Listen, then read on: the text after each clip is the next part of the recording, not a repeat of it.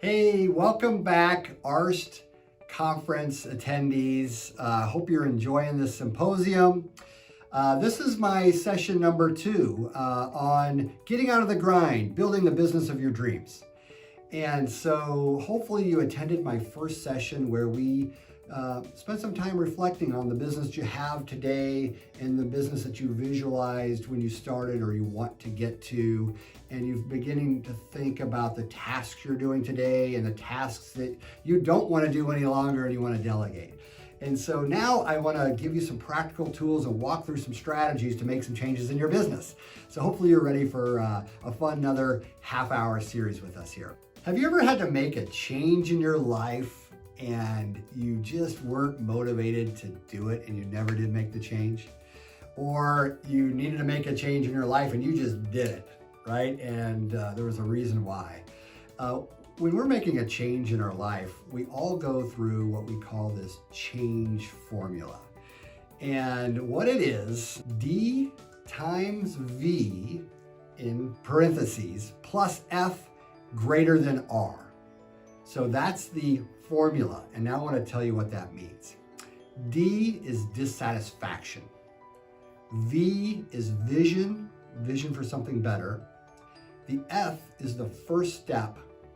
And then the R is the resistance of doing nothing at all. So now let's take this formula and explain it. So you want to make changes in your business. You want to make changes in your life. Are you dissatisfied enough to make that change? Because you need to have dissatisfaction plus a vision for something better, along with the first step. All of that needs to be greater than the resistance of doing nothing at all. Okay, so if you're not that dissatisfied in your business, if you're not that dissatisfied, or if you don't really have a vision for something better, you don't really understand what steps you should make, you're not going to make any changes. It's not going to be bigger than the resistance of doing nothing at all. But if you have a deep desire, a vision of something better, and you're not really happy with your business you have or your situation you're in, and you know, like, here's the steps and strategies I'm going to do, and if you're all excited and have energy around that, that can be a lot greater than the resistance of doing nothing at all. So take a little second here and think about that. Think about yourself. Where are you at? Are you dissatisfied enough? Are you wanting to make change? Obviously, if you don't have that desire, the dissatisfaction greater than the resistance, none of this is really going to go anywhere. So think about that. In our previous session, we had you guys go through an exercise, which is our unique ability quadrants. So I want you to grab that sheet of paper, and we're going to use that now in another exercise. So this exercise is building an org chart, an organizational chart of what your company will look like or what it looks like today even. So this org chart is going to have all the groups of positions on one sheet of paper. So grab a sheet of paper with me. And what I want you to do is start on the top of that sheet of paper with a circle. And this is your president, CEO, owner of the company in that circle. And then down below that, there would be a circle for a general manager or a COO, operations person, somebody running the day-to-day operations. And then draw a line down and split that. And then you're going to draw all the circles on this for all the different positions within your organization. Now you might be saying, well, wait a second. It's just me, or it's just me and 3 other people, or it's just me and 5 other people. So should I just draw those boxes? Well, no, I want you to forget about the people right now and just think about the tasks, the group of tasks, a position task. It's kind of like an accountability chart here. It's not necessarily just the people and then what they do, but let's break this out in types of work. So one box would be like back office, which would be maybe it's somebody that answers the phones and does customer interactions, sets appointments, fields calls, okay? Another box would be who does the accounting. Maybe it's an accounting manager that does QuickBooks, invoices, accounts payable. Maybe there's another position that works with vendors, places orders, manages your warehouse, manages your inventory. See where I'm going with this? Like the groups of tasks: salesperson, sales manager, production manager, team leader, production head of your production team of 2 that does the installs, or maybe it's just an individual installer. Then you maybe have a service tech, somebody that goes out to houses where you already have existing systems and services those and does your annual maintenance program. All those boxes. So I want you to take a minute here, look at your unique ability chart now and start plotting out all of those tasks you identified before into the org chart. So there'll even be more tasks you'll think of as you keep doing this, and put them all in these groups of positions. And then after you have that done, so you've got that all laid out with circles and maybe titles and tasks in these boxes, you can then stop and start plugging in your people into the org chart. So you're going to take yourself. What boxes are you in? There might be a box that you're in and somebody else is in it as well. There could be 3 people in a box. There could be you in every box. Every company's different, right? So take some time, think about your org chart, think about your unique abilities, and then I'm going to give you 2 minutes to take some time to do this.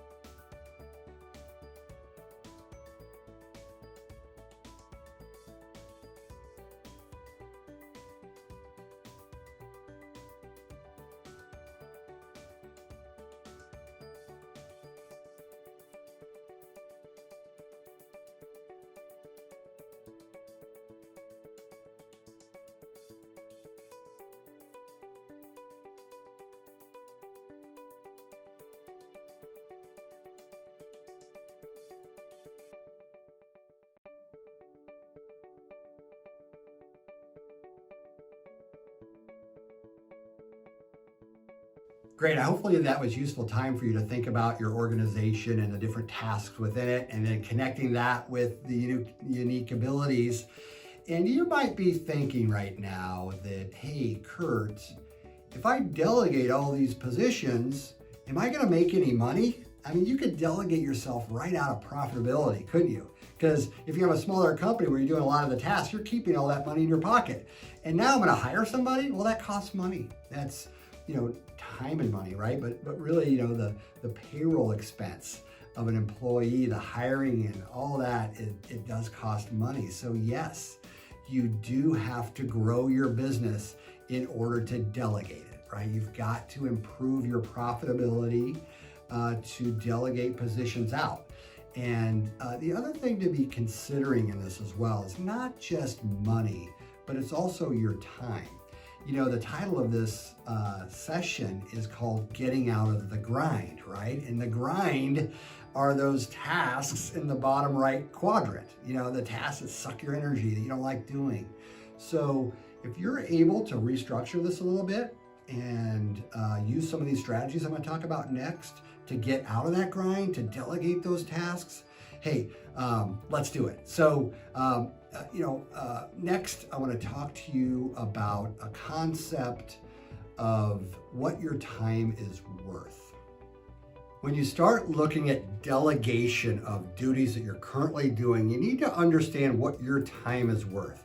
I have a simple little exercise to help you define that. What you need to do this exercise is think about how much money do you want to make per year? your profits, your take home, what you pull out of the business, your total profits, your income. How much do you want to make a year? Do you want to make $100,000? Do you want to make $200,000? Whatever that number is, write that number down and divide it by 2,000. There's 2,000 hours of work hours in a year. And so you take that total profit divided by 2,000, that's what your time is worth. So for instance, if you wanted to make $100,000, your time is worth $50 per hour. And so you want to make sure you're focusing your time on working on tasks that are worth $50 an hour or more, and stop doing the tasks that are worth less than that per hour. Okay? That's how you can help, or that's how we can help you kind of zero in on those tasks, those positions that you can delegate for 15 bucks an hour, or 20 bucks an hour, or 25 an hour, not 50 an hour. Okay? So do that exercise real quick.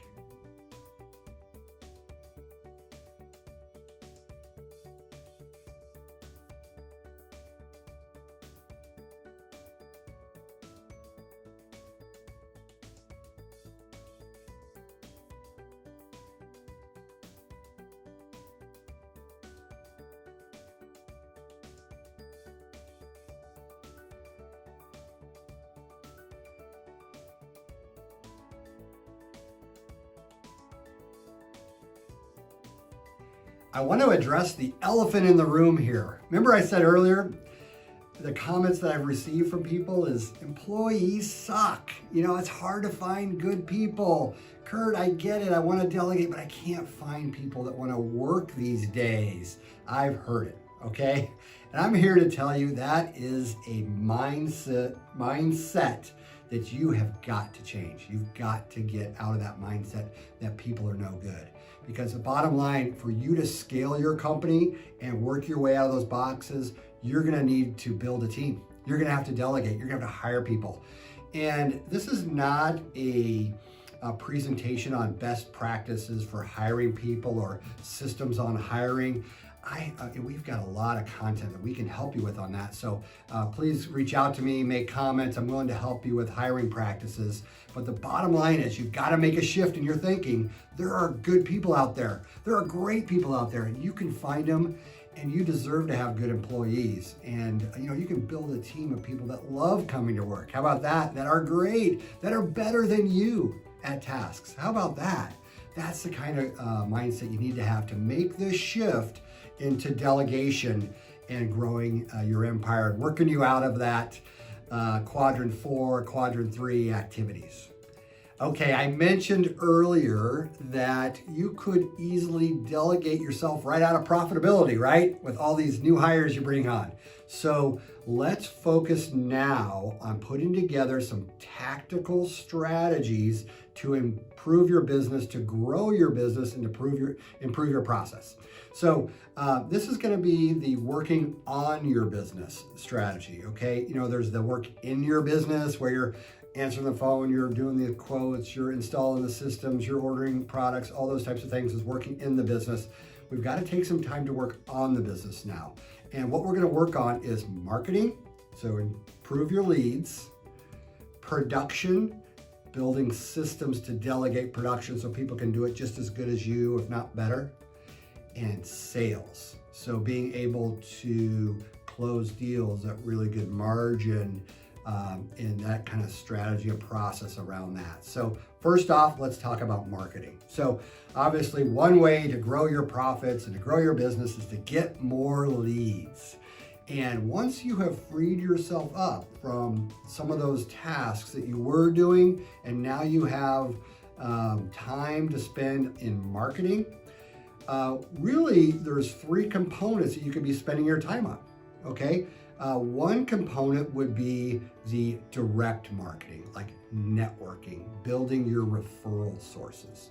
Now, what you'll want to do is come up and work on a strategy and some systems for getting out there on a regular basis, meeting with those people that can refer you work, right? So it's real estate agents, home inspectors, other residential contractors. building systems, strategies, so that happens on a regular basis. So you stay in front of these people that refer you work, and they continue to refer you work, and they don't forget you. So you've got processes, strategies in place around your networking. That is a true task that usually you're the best equipped to do.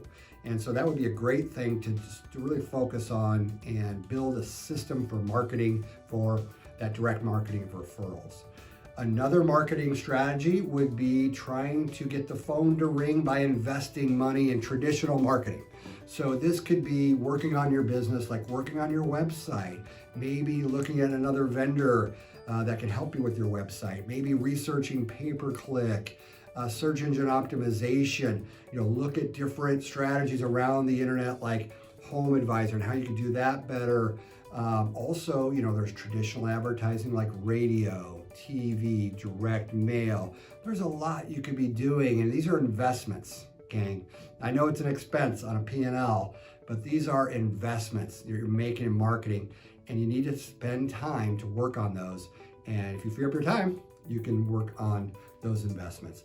And the third quadrant we like to talk about in marketing is your current customer base. Okay, how long have you been in business?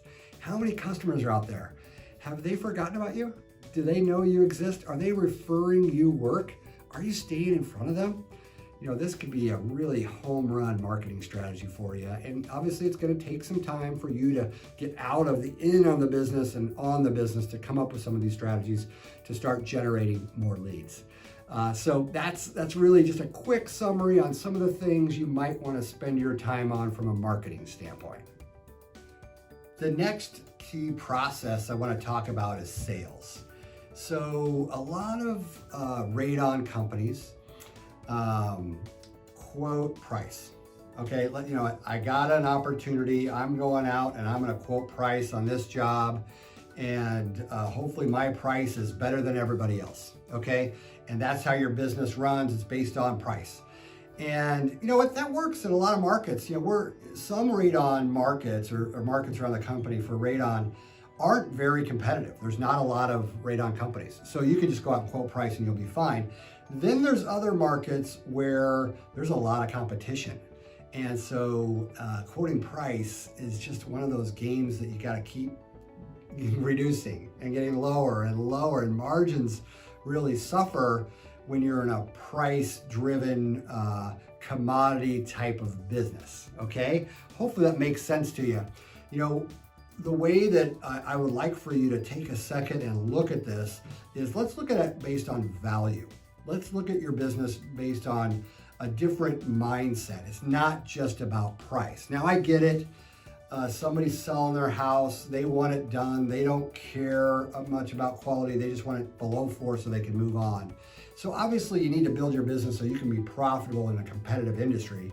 But there's also a whole nother customer base out there that cares about value. They care about quality and they want it done right. And for those customers, if you go out and just continue to quote price, I feel like you're leaving some money on the table. These folks, we call them concerned homeowners. It could be the buyer of the house.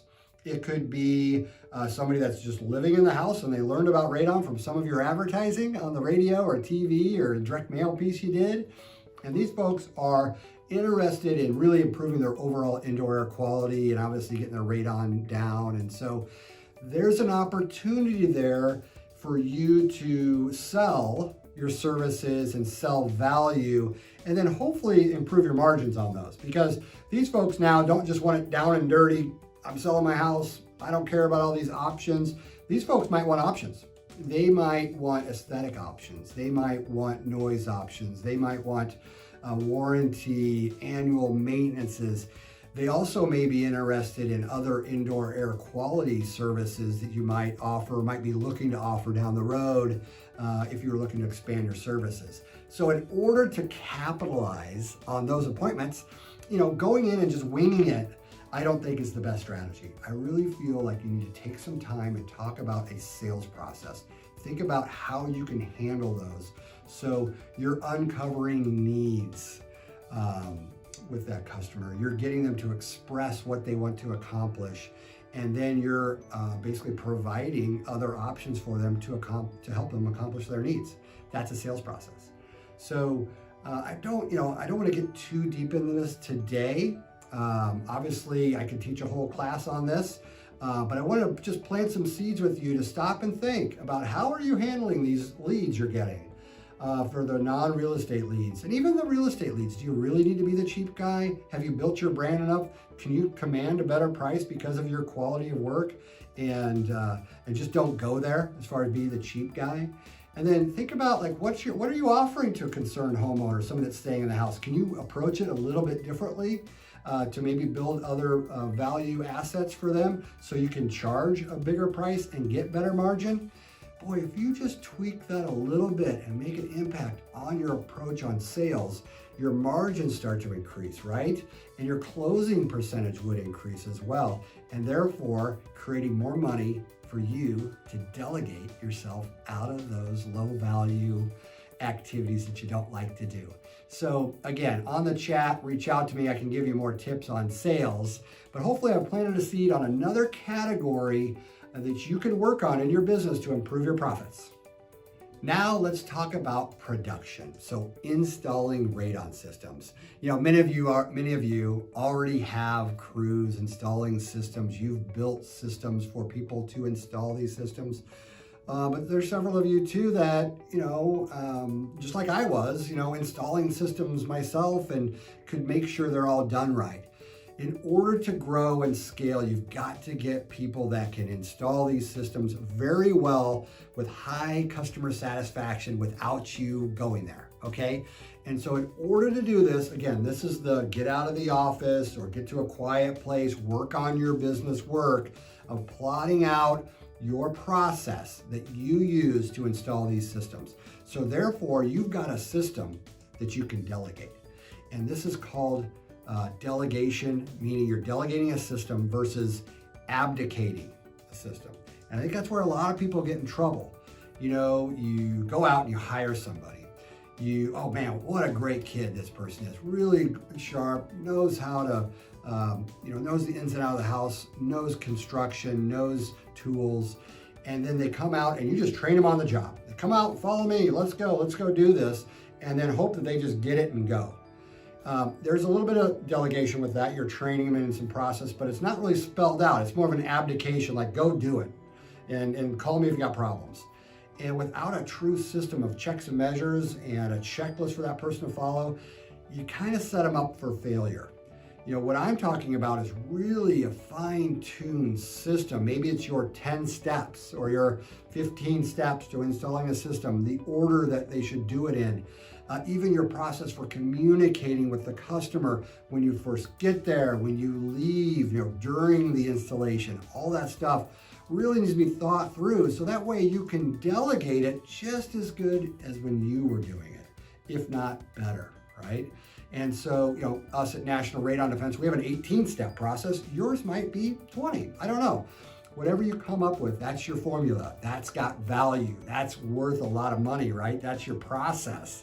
And then that'll help you scale yourself out of being the guy on every install and hopefully give you that tool that you need to hire good people and keep them engaged and continue to provide great service for your customers. When you look at your value per hour, what you're worth, and then you look at some of the administrative tasks within your organization that you might be doing, there could be a big opportunity.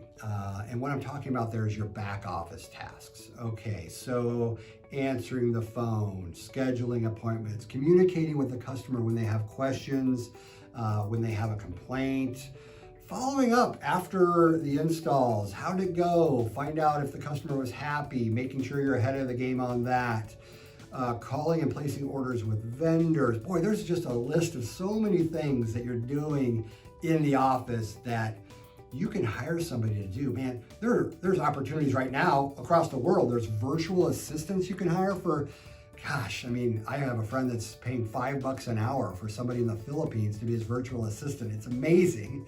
Or you can just find somebody local that comes into your office or even works from home for 15 bucks an hour, to $20 an hour. Those types of resources are out there. There's really a lot of resources for you if you want to try to start delegating some of those administrative tasks. And freeing up that time, obviously you can delegate it to these other things we're talking about, but also give you back time to spend with your family and doing your hobbies. So that's a big category to stop and think about. Working on your business, as you're plotting out all these tasks, can you create a position to get either part-time, full-time, to get those administrative tasks off of your plate? I think that's one of the low-hanging fruit out there for many people to really improve their lives and their business. The last area that I want to talk about in regards to making a change in your business, delegating and growing your business, is expanding your service offering. This could be something that could fit in really well with your business strategy. So if you think about, you're doing radon mitigation, right? And that's your tool that you have that you're selling to every homeowner. And they have other needs. They have other issues that they're trying to address, but you don't offer those things. So you never bring them up and you never ask about them. You might be leaving money on the table, right? I know personally, and you probably do too, that people are spending more time in their homes these days, right? I mean, that was already the trend pre-COVID, and now it's obviously people working from home, and now we have the winter, and just so people are really concerned about indoor air quality. Hopefully we see a surge in additional radon business, but there's needs out there for other indoor air quality solutions. And I'm talking about ventilation systems that might bring in fresh air and exchange air. I'm talking about filtration systems. There's UVC light technology out there that's not complicated and actually works really well. There's just a slew of other indoor air quality solutions that fit right in your bag as a radon professional. And so those are some things that you could spend your time on as you free up your time to research and look for other solutions and try to build that into your sales process. And a lot of those items have really good margins, by the way. And so by just selling a few of these indoor air quality products on your appointments that you're generating, the more leads you're generating, man, that could really change the game for you. So it's something to consider. It's something that you might want to spend your time on as you free up your time and look to expand your service offering. Well, I just want to thank you all for taking the time at the AARST Symposium to listen to this presentation. I hope you got some value out of this and some tips and tricks that you can take back into your business and improve your business, improve your life, and hopefully get out of some of the grind that you don't enjoy doing in your business. Now, I will tell you that I didn't invent any of this stuff that I'm talking about. I learned this stuff from other people. I learned it through trial and error. I learned it through reading books and a lot of colleagues that I have sharing their entrepreneurial tips and wisdom with me. And so hopefully I can just share that with you, but I want to make sure that I didn't end this symposium without bringing up two books that I really view as required reading for an entrepreneur. And the first book is The E-Myth Revisited. I read this book, it's been a long 20 years ago, 15 years ago. And it changed my life. It made a huge impact on me. I did a total paradigm shift on how to build a business the right way. Michael Gerber, he's phenomenal. This book, highly recommend it. Go pick it up. They have an audiobook of this as well. So that's a key book that I highly recommend. The other one is Traction. Traction is kind of sweeping the nation of small business. It's an operating system on how to run a business effectively. It is a how-to and a strategy and a tactical book that when you read it, you can start putting these strategies into place in your business. And man, not have I seen the big impact in my business from doing and implementing Traction, but I've seen it in so many other businesses. It's really amazing. So pick these two books up. Again, reach out to me, comments, email me. If you want some additional information, we do have some other videos and some training materials that I'd be happy to share with you. Reach out to our training coordinator, Raina Forrest. Her email address is on the screen now. It's rforrest@nationalradondefense.com, and she can help you as well. So hey, again, thanks again for your time, and I hope you got value from this presentation.